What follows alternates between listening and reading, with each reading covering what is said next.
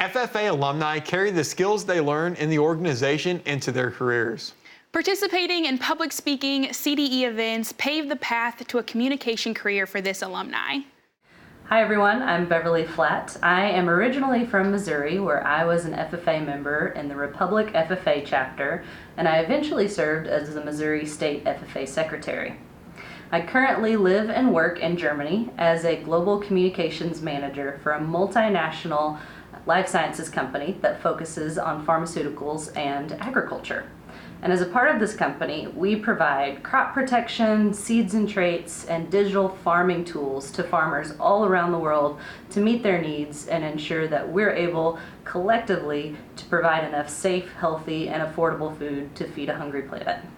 I didn't grow up in agriculture. I didn't grow up in the country. Both of my parents are high school teachers, and we lived in a suburb of a pretty large town in Missouri. So agriculture was a really foreign world to me, and it immediately captured my interest, and I knew this was going to be the industry that I belonged to, which baffled my parents. If I was to break my FFA career down into chapters, the headlines of those chapters would read the Burger King Chicken Whopper, President George W. Bush, and Australia. I got involved in FFA and agriculture education because when I was 13 years old, before I entered high school, I babysat for the man who created the spice palette for the Burger King Chicken Whopper. And I thought he had the coolest job in the world. He got to eat for a living, he got to travel, and he did really well for his family. So one day, a 13-year-old me said to this man, "How do I get to be in your kind of job?" And he told me that I needed to enroll in food science classes. In Republic, Missouri, that meant taking part in agriculture education. So the second chapter of my agriculture journey and my FFA experience is actually the fault of President George W. Bush. So he gave questions and answers with 100 young people who were really interested in agriculture. And I kind of timidly raised my hand to answer a question, not expecting to be selected.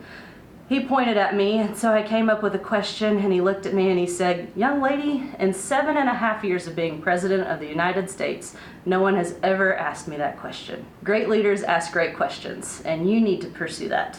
So essentially, President George W. Bush chose my college major for me, and I went into agricultural journalism at the University of Missouri.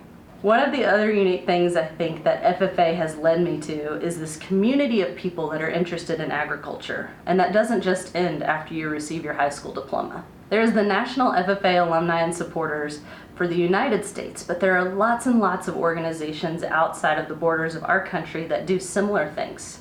When I was 25 years old, I was allowed the opportunity to participate in the Youth Agriculture Summit. It's an event that's sponsored by Bayer Crop Science, and it invites 100 young people from all over the world to come together for a week and essentially try to solve world hunger.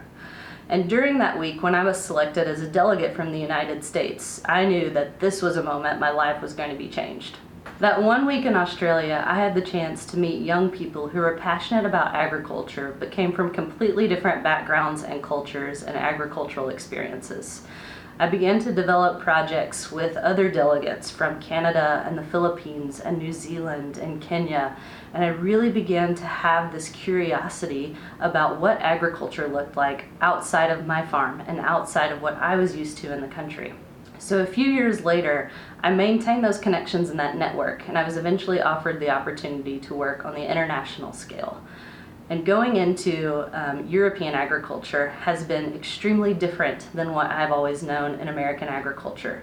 Whether we're talking about policy or practices or the way that consumers view agriculture, it's been extremely interesting to learn what it is like from a different perspective, but also to understand the things that we do really well in American agriculture and the things that we can borrow from countries and really continue to improve the work that we do every day.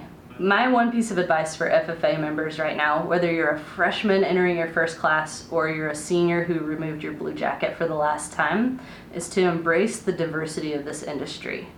Agriculture does not look the same way that it does 50 years ago, and it's not going to look the same way as it does today in the next 50 years. So be willing to embrace the technology, embrace the science, and embrace the new and interesting ways that agriculture is moving into. But also be sure to look for inclusivity and diversity with involving people into this industry.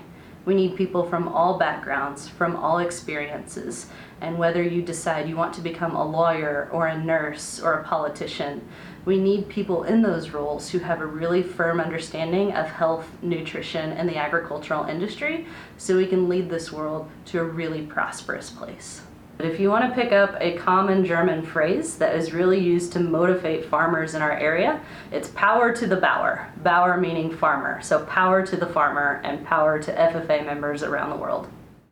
It's always great to see successful alumni from our home state. Did you know that Beverly and her husband met on the National FFA's International Leadership Trip all the way in China? Now that's a blue and gold love story if I've ever heard of one.